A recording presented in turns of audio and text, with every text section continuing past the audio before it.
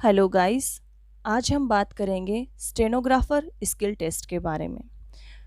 Skill test चाहे वो RS एमएसएसबी वाला हो या एसएससी का या रेलवे का, सब में सेम ही होता है। अब हम बात करेंगे कि हमें किन बातों का ध्यान रखना है और किन बातों से बचना है।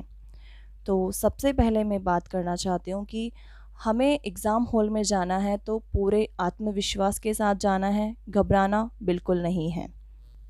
हमें इस बात का पूरा ध्यान रखना है कि वो जो एग्ज़ाम 1 घंटे का होगा, 70 मिनट या फिर 60 मिनट का इंग्लिश हिंदी वालों के लिए, तो उसमें स्पेशली ध्यान रखना है कि जब तक वो एग्ज़ाम हो तब तक हमारे दिमाग में किसी तरह की कोई दूसरी बात नहीं चलनी चाहिए। जो भी टेंशन्स, जो भी बात है, कुछ भी, उनको उस समय एकदम पूरा हटा के सिर्फ यही फोकस करना है कि जो 10 मिनट की डिक्टेशन में बोला गया है, जो वर्ड्स बोले गए हैं, वो मुझे 1 घंटे तक याद रखने हैं। मेरे दिमाग में सिर्फ वो ही वर्ड्स चलने चाहिए। इस बात का विशेष ध्यान रखना है। घबरा जाएंगे तो ढंग से लिख नहीं पाएंगे, अच्छे से लिख नहीं पाओगे तो उसको वापस पढ़ नहीं पाओगे, उसका अच्छे से अनुवाद नहीं कर पाओगे। तो सबसे इम्पोर्टेंट यही ध्यान रखना है कि आपको बहुत अच्छे से लिखना है। जो लिख रहे हो वो आपकी डिक्टेशन पूरी माइंड में चलनी चाहिए। और उसके बाद आपको 10 मिनट जब वो पढ़ने के लिए मिलेंगे तो 10 मिनट में आपको सिर्फ़ और सिर्फ उसको अच्छे से पढ़ना है कि मैं उन वर्ड्स को अच्छे से याद रख लूँ कि मुझे उसका अनुवाद अच्छे से करना है। एक-एक बात को बड़े ध्यान से सुनिएगा।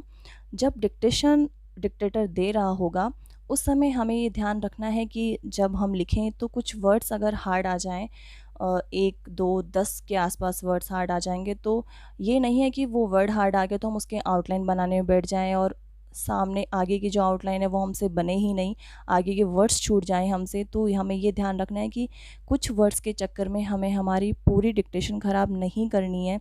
ऐसा नहीं हो कि हम लिख तो रहे हैं, आउटलाइन तो बनाते जा रहे हैं, लेकिन वो हमको समझ में ही नहीं आ रही है, लाइन की लाइन हमको समझ में नहीं आ रही है। तो ठीक है, कुछ हार्ड वर्ड्स अगर आ जाते हैं तो आप उनको स्किप कर दें, उनको आप छोड़ दें कि ठीक है, अगर मेरे को 10 वर्ड नहीं आए तो कोई बात नहीं, बाकी के मैं 990 वर्ड्स तो लिख रहा हूँ, उनको तो मैं अच्छे से कर सकता हूँ। बाकी आप ऐसे ही आउटलाइन बना दोगे, वो समझ में नहीं आएंगे, तो लिखे हुए वर्ड्स कुछ भी काम के नहीं हैं। तो इम्पॉर्टेंट बात है कि आपको कोई वर्ड समझ में नहीं आ रहा, आप उसको छोड़ो, आगे के वर्ड्स को पकड़ो और उस लाइन को अच्छे से लिखो ताकि आप उसका अनुवाद अच्छे से कर सको। यही बात सेम अनुवाद करने के टाइम भी आती है कि आप जब अनुवाद करने बैठ रहे हो तो कुछ वर्ड आपको ऐसे लगा कि अरे यार, ये मैंने क्या लिख दिया, ये मुझे समझ में नहीं आ रहा है। तो आप उस वर्ड को लेकर बैठे मत रहो कि यार आपने उस पे 1 मिनट ख़राब कर दिया, 2 मिनट ख़राब कर दिए। ऐसा नहीं करना है। हमको सबसे पहले सबसे इम्पोर्टेंट ध्यान रखना है कि हमारा अनुवाद जो है वक़्त पे ख़त्म हो जाना चाहिए। इवन आपका अनुवाद 10 मिनट पहले ही ख़त्म हो जाना चाहिए। तो उसके लिए आपको ध्यान रखना है कि आपको कोई वर्ड समझ में नहीं आया तो आप उसको गोला कर दो। आप उसको वहाँ पेंसिल से गोला करो ताकि आप जब डिक्टेशन आपका अनुवाद पूरा ख़त्म हो जाए तो उसके बाद आप ये देखो कि हाँ, मेरा अनुवाद ख़त्म हो गया। अब मुझे जो वर्ड समझ में नहीं आए तो मैं उनको देख लेता हूँ। ताकि आपके पास वक़्त रहेगा तो आप उसको देख सकते हो। अगर आप उसको लेके ही बैठे रहे, आपका अनुवाद ही वक़्त पे ख़त्म नहीं हुआ, तो फिर 1-2 वर्ड्स के चक्कर में लगभग 10-50 वर्ड ऐसे आ जाएँगे, तो उसके चक्कर में आपकी पीछे की जो है 100-200 वर्ड छूट जाएँगे, तो वो किसी काम के नहीं हैं। तो मैं ये बताना चाहती हूँ कि आपको कि आप जो वर्ड्स आपको समझ में नहीं आ रहे, उनको आप उसी टाइम गोला बना दो। ऐसे अगर आप गोला नहीं बनाओगे तो आपको वर्ड समझ में नहीं आएगा कि कहाँ आपको समझ में नहीं आया है।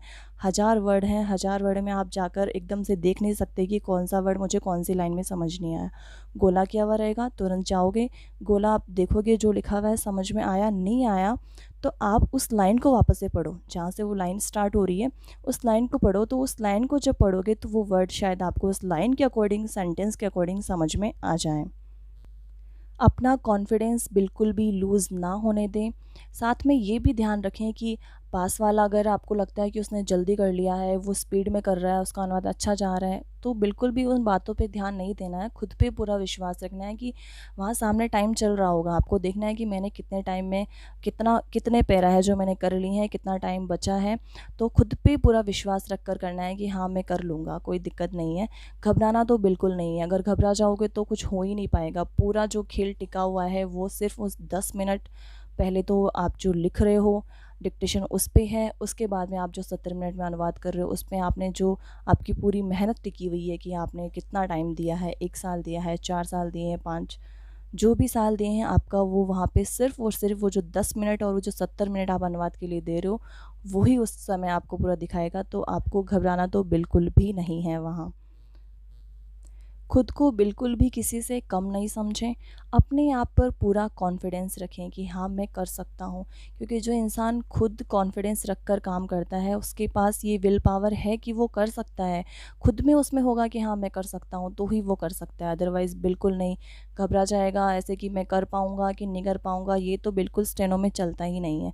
तो ऐसा तो सोचना ही मत, जो करो अच्छे से करो और बहुत अच्छे से एग्ज़ाम दे के आना, बिल्कुल टेंशन मत लेना माइंड में, घबराना बिल्कुल मत, और 10 मिनट बहुत अच्छे से लिखना और उसका अनुवाद बहुत अच्छे से करना। बस यही बातें मैं आपको बोलना चाहती थी, बहुत इम्पोर्टेंट है। और आप सबको all the best. Thank you.